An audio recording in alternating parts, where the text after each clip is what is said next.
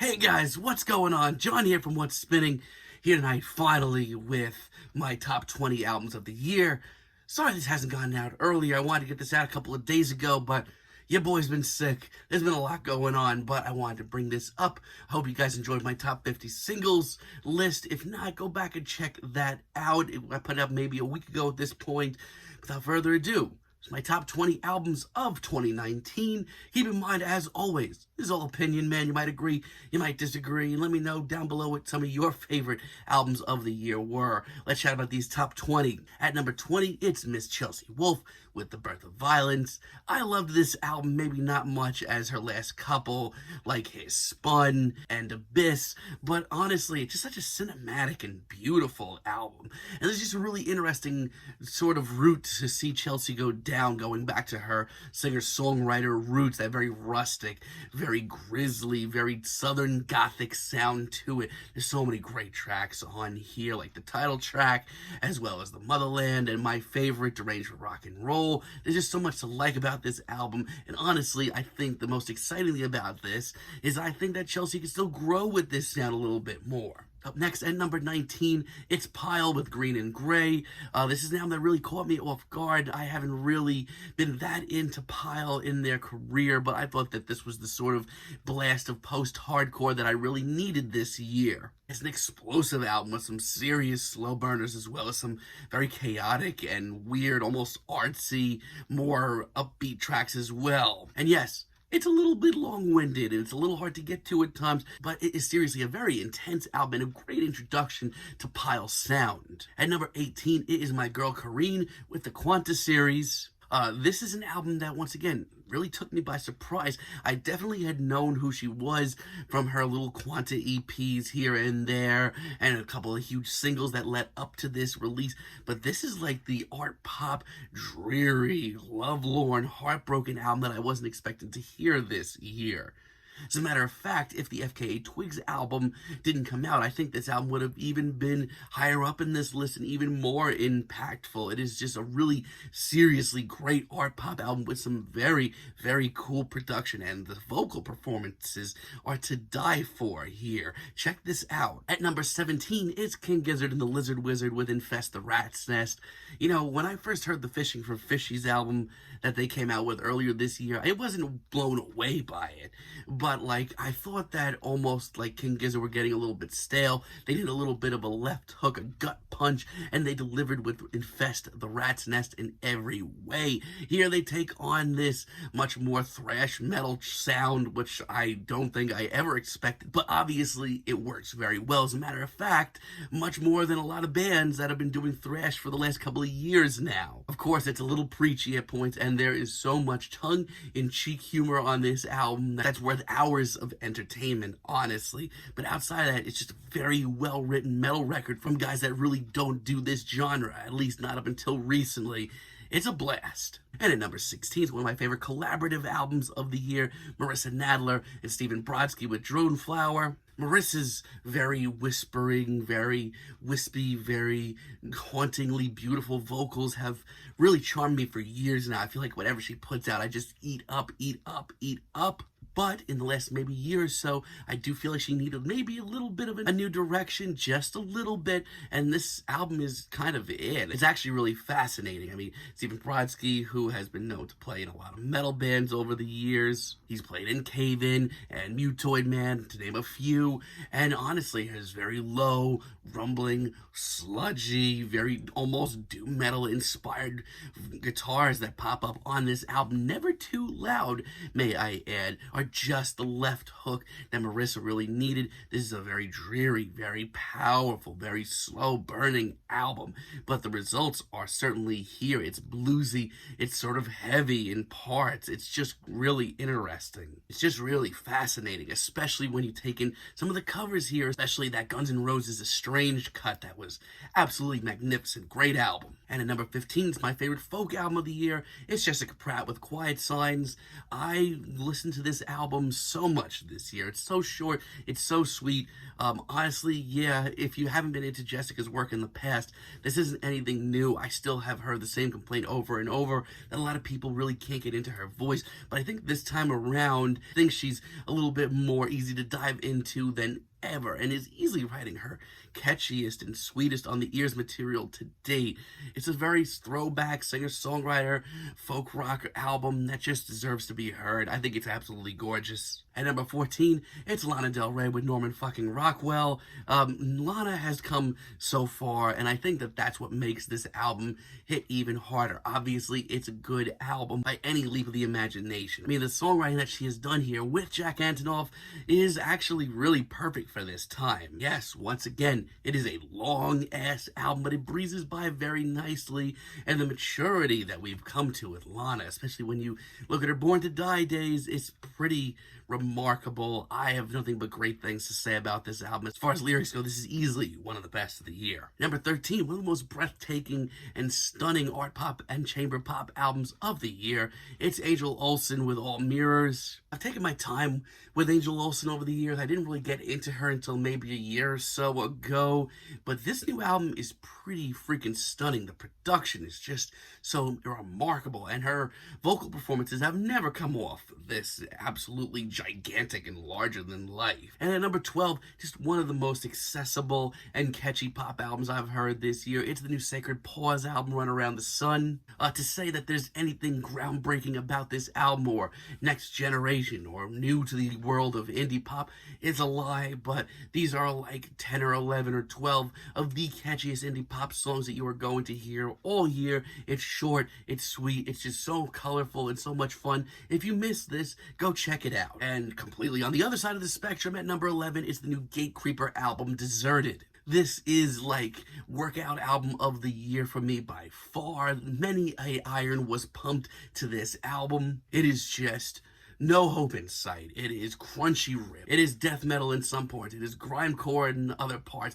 There's, of course, that punk rock influence that has been inside Gatecreeper for years, but this time around, it is so much bleaker. And I would swear, in their own weird way, that they are making some of their catchier material ever. And the riffs on here, one after the other, are just so memorable. Love this album. Getting into top 10 territory. At number 10, it's Little Simz with Gray Area. If you know anything about me, you know that I've always been very picky with grime and UK rap, but Little Simz on this album completely blew it out of the water. This is a sharp, this is a very classy alternative rap, underground rap album with a lot of jazz elements and a very political edge. Her performances on this album are just so sharp, so on point, and the charisma that she delivers with each and every cut is fantastic. If you haven't checked this out yet and you're interested in what's going on in the underground of rap this year, this is definitely one that you're not going to want to miss. At number 9,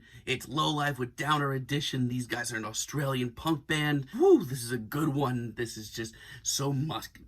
This one is just so murky. This is so disgusting. I feel like when I'm listening to this album that Lowlife are taking me on like a backlots tour of like the murkiest and most disgusting areas in Australia, the most dangerous areas in some of the bigger cities. It's just so disgusting. It reminds me a lot of like what Shame were doing with Songs of Praise in 2018. It's throttling, it's nonstop, and it is just so damn filthy. If you are into the grimiest of the grimy punk and post-punk, check this out. At number 8, one of the last albums that I reviewed for the year kind of blew me away. Really excited the hell out of me. It would be the new Cattle Decapitation album, Death Atlas. Once again, death metal and me haven't always clicked, but there's been a personable nature to Cattle Decapitation and a slight human nature to their music way, way, way down beneath the tortured screams and the guttural growls and the non-stop soloing that I've always sort of enjoyed. This is a ridiculously over-the-top and campy and in-your-face metal album, but if you know anything about me, that's where I like to hear my metal. If I'm gonna listen to metal, I want it to be ridiculous. These are some of the catchiest songs in their own freaky and weird way imaginable. And also, not to mention, Cattle Decapitation have come to the point in their career where they are literally creating like real albums from start to finish that have complete narratives And I love that. If you're into death metal and technical death metal, check this out. At number 7, this one was all gravy for me, guys. It's the new Malibu Ken album. It's self-titled, A$AP Rock and Tobacco together. I mean, I've always been a fan of Tobacco's very strange, psychedelic, sort of wonky left field production, but I've never enjoyed his songwriting. But you know who can write a song? That's A$AP Rock. This is just a weirdo, psychedelic rap romp that is just so much fun. It is genuinely hilarious in points. Check out tracks like Tuesday, for example. And the picture and the absolute portrait of an absolute weirdo that this album puts together is just so out there and just so me. This is a blast of a psychedelic rap album. Go check it out. And at number 6, an album that I did not think I was going to like that much, but here we are. It's the new Sandy Alex G album, House of Sugar. Alex's music over the years has always been very hit and miss for me, especially in his more lo-fi days. I always loved some of his work, but hated so much of it as well. And then Rocket a couple of years ago took me by surprise, but I liked it quite a bit. But this album is a masterpiece. I love the very glistening, sweet production. I love all the risks he's taking and the songwriting here. I mean, obviously over the last few years, he's written some of the more iconic songs in indie and singer-songwriter stuff. But yet here we are here with a slew of his best lyrics to date. He's honestly become one of my favorite songwriters overnight because of this album. It's special. And here we are in our top 5. At number 5, it's Freddie Gibbs and Madlib with Bandana. I swear to God, these two just keep pushing themselves further and further in the right ways. On this album, Madlib comes through with a bunch of beats that are much harder to dissect. The tracks on here, you do need to dive in a little bit more. And guess what? That pushes Freddie to come out with his more intense and actually pretty stunning performances that I've heard from him probably ever. And also, at the same time, Freddie is rapping harder and grislier than ever, and that takes a toll on Madlib and makes Madlib's beats a little bit grislier, a little bit grimier, a little bit rustier. I don't know. Something about these two together just excites the hell out of me time and time again. I love this album. At number 4, an album that made me rearrange my entire calendar because I wasn't expecting to review this, but here we are. It's La Dispute with Panorama. This album is just so intense. Something about this album reminds me of like when I was in high school and I first started listening to bands like Slint and Fugazi. Like that's how much this album affected me this year. There's such a sense of finality to this. There is such an incredible emotion behind this album. It is so in your face. I honestly think it's La Dispute's best album. As a matter of fact, I haven't listened to any post-hardcore and emo album like this in quite some time. I have nothing bad to say about it. At number 3, indie pop album of the year, it's Jay Som with Aniko. This one really took me by surprise. I've always kind of very casually dabbled in Jay's music. I always thought it was very sweet on the ears, but I couldn't really dive into it as an album. And then Aniko came around. I don't know, something about this album to me just wraps its arms around my heart and just makes me feel so alive. Like there is something so adventurous and so sweet, so genuinely sweet about this album. I feel like listening to this album that Jay Som really wanted to push herself in these genres and really make her sound into something new. And honestly, the results are just so catchy and so light on the ears and so likable, not to mention incredibly instantaneous. The first time I heard this album, I knew I was gonna love it. This is just a great, catchy, sweet indie pop album that just makes you want to get out on the road with your friends with some great music, blast this, and have a great time. At number 2, it is Fontaine's DC with Doggerel. Going into this album, I had every skepticism in the book. The hype behind this album in my circle, in my group of friends, was through the roof. Everybody was saying that Everybody was saying that this was going to be the next big punk band. This was going to be the punk album to watch out for. And I heard the singles and I thought they were pretty damn good. But nothing about that could have really got me ready for just what I was about to hear with this album. This album is fantastic. Very timeless feel to it. I feel like if this was written in like the late 70s or the early 80s, it would have gone down as a really remarkable piece even for that time period. There are post-punk elements, there are some art punk elements for all my Wire fans out there. There's also some really interesting new left hooks brought to the table from Fontaines DC. The songs are catchy, it is intense, it is in your face, and it has such a strong message. Lyrically, this is so well written. If you haven't listened to this and you consider yourself a punk fan, go out and check this out immediately. Which brings me to my #1 album of the year. I am giving it to FKA Twigs' Magdalene, which this was the first album that I listened to this year. And my first initial thought, as soon as I got through the first listen, was, well, I have to listen to that again now.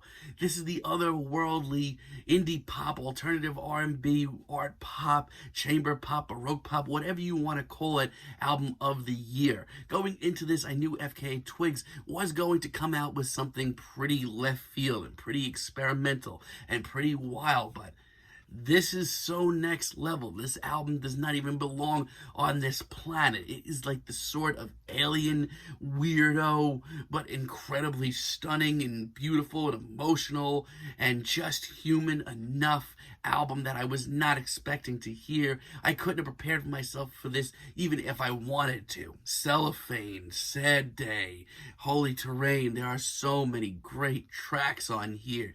FKA Twigs is on another level entirely, and this album just made me transcend to a whole new plane of whatever you want to call it. It is absolutely brilliant and my favorite album of 2019. Well, there you have it, guys. There's my top 20 list for the year. Let me know what you guys think down below, and let me know what some of your favorites of the year were. And here's on to 2020. I will see you guys in a few days, my friends. Have a happy new year.